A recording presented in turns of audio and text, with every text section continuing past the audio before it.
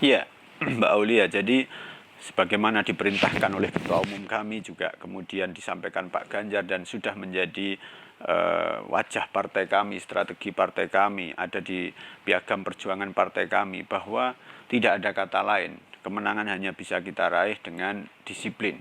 Ya, disiplin. Yang pertama adalah disiplin kita membangun organisasi. Jadi selama ini memang partai politik kami sudah kita siapkan disiplin organisasinya, lalu kemudian disiplin sikap politiknya.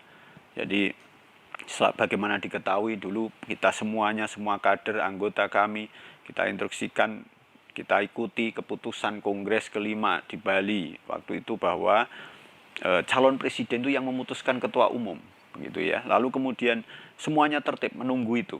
Nah, hari ini sudah diputuskan calon presiden yang diusung oleh PDI Perjuangan adalah Pak Ganjar Pranowo. Maka semuanya tunduk patuh pada keputusan partai. Awalnya mungkin ada dinamika, tapi hari ini semuanya tunduk itu.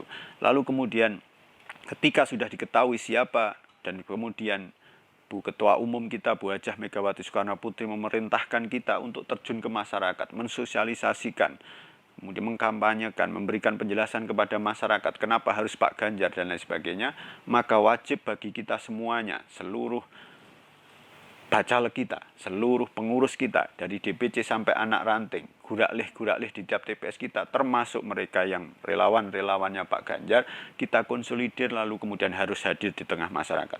Kenapa Mbak Aulia? Jadi kita membaca hasil survei hari ini sebetulnya peluang Pak Ganjar kan masih luar biasa. Kenapa? Meskipun surveinya sudah relatif tinggi, kita ikuti beberapa minggu terakhir ini banyak survei yang menunjukkan Pak Ganjar rebound, tetapi sebetulnya ada peluang di mana keterkenalan atau kedikenalannya Pak Ganjar sebetulnya masih rendah dibandingkan yang lain.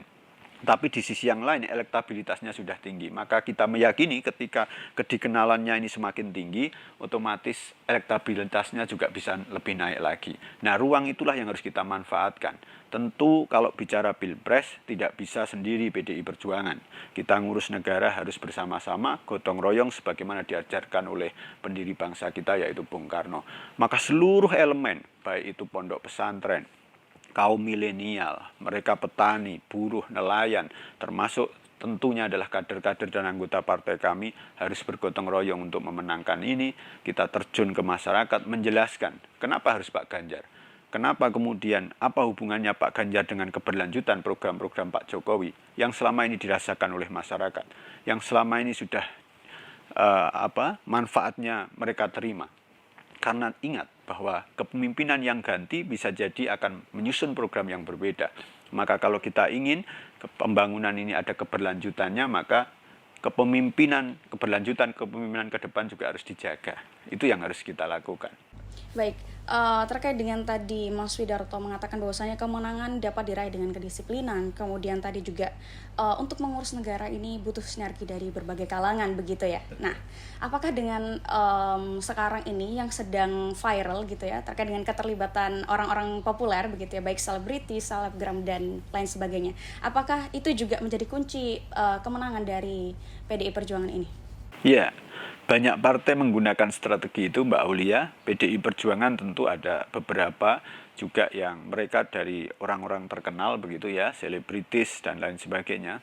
Tetapi semua yang ada di PDI Perjuangan itu, apalagi mereka yang dicalekkan menjadi calon anggota legislatif, sudah melalui pengkaderan partai, sudah melalui pendidikan partai. Jadi tidak serta-merta mereka karena punya kekuatan masa pengikut followersnya tinggi misalkan, atau kemudian kekuatan modal lalu dicalekkan. Tidak, di PDI Perjuangan ini partai kader Mbak. Tadi sudah saya sampaikan bahwa di Kabupaten Jember ini bacalek kita sudah kita tata lebih dari 6 bulan yang lalu. Mereka sudah kita tatakan wilayahnya yang kita sebut dengan komandantis Telsel ya. Kita bagi dalam satu dapil, tidak berbenturan antar bacalek kita sendiri, kita bagi wilayahnya.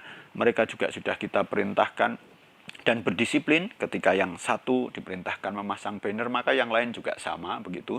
Kita perintahkan turun ke masyarakat, yang lain juga sama. Sehingga tidak ada mereka yang asal comot hanya karena popularitas, hanya karena kekuatan modal dan sebagainya. Karena memimpin negara termasuk menjadi wakil rakyat ini tidak hanya kekuatan followers begitu Mbak ya. Jadi ada leadership, ada kepekaan yang harus diasah, yang mereka harus lama ada di dunia itu. Tidak bisa hanya gara-gara terkenal, hanya karena kekuatan modal lalu kemudian masuk di dunia politik yang di dalamnya tentu harus paham tentang ketatanegaraan. Bagaimana kemudian kita mau menjadi wakil rakyat kalau kemudian bagaimana menyusun RPJMD, bagaimana RKPD, bagaimana KUA PPAS, bagaimana RAPBD, sampai di RKA masing-masing OPD tidak paham. Tentu ini berat. Bagaimana mau memperjuangkan kepentingan masyarakat kalau kemudian mereka tidak tahu tahapan-tahapan itu, tidak tahu aturan itu, tidak tahu apa yang mau diperbuat di parlemen. Maka di PDI Perjuangan semua bacaleknya dididik dulu, dilatih dulu, sehingga paham soal itu. Diuji juga kedekatannya dengan masyarakat. Kita juga lakukan beberapa kali survei internal untuk mengukur apakah si A, si B yang kita calegkan betul-betul punya kedekatan di masyarakat. Jadi tidak hanya memanfaatkan kepopuleran saja, namun juga harus melalui pengkaderan dan lain sebagainya untuk menyesuaikan antara tujuan dari partai, kemudian kedekatan dengan masyarakat, dan juga melibatkan keterkenalan itu, begitu ya, Mas Widarto? Betul, Mbak Aulia. Baik, Mas Widarto, sebelum segmen ini berakhir, mungkin Mas Widarto ada yang ingin disampaikan kepada pemirsa Dialog Jember?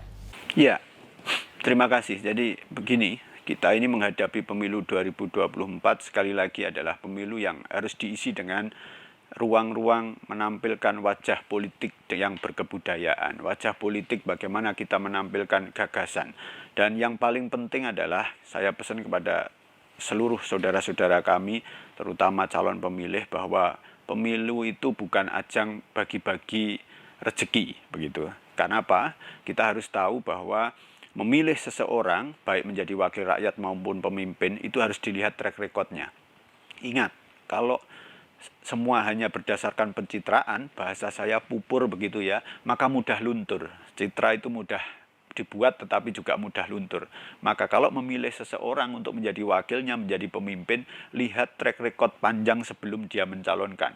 Punyakah kedekatan dengan rakyat, punyakah kemampuan sebagaimana di bidangnya soal wakil rakyat dan lain sebagainya. Karena kebiasaan tidak mudah dirubah. Kebiasaan dekat dengan rakyat tidak mudah dirubah. Begitu juga kebiasaan yang jauh dari rakyat, yang elitis juga tidak mudah dirubah hanya gara-gara mau pemilu lalu pencitraan. Maka pilihlah wakil rakyat, partai politik, calon presiden yang memang betul-betul punya track record panjang, dia dekat dengan rakyat, dia mengerti kebutuhan rakyat dan paham soal tata pemerintahan. Bukan hanya soal tongket, tongtos ya, berjuang, paham nggih, beras, baju, dan uang. Bukan itu. Itu musuh kita bersama yang harus kita lawan. Terima kasih. Baik, Mas Widarto, saya ucapkan terima kasih telah berkenan hadir untuk mengisi di Dialog Jember kali ini dan berkenan hadir di studio kami. Baik, pemirsa, tidak terasa segmen kali ini sudah berakhir dan semoga pembahasan kita dapat bermanfaat bagi kita semua dan tentunya menjadikan Kabupaten Jember menjadi kabupaten yang tentram dan nyaman walaupun memasuki tahun-tahun politik begitu. Terima kasih, saya Wilda Aulia mohon undur diri. Wassalamualaikum dan sampai jumpa di segmen berikutnya.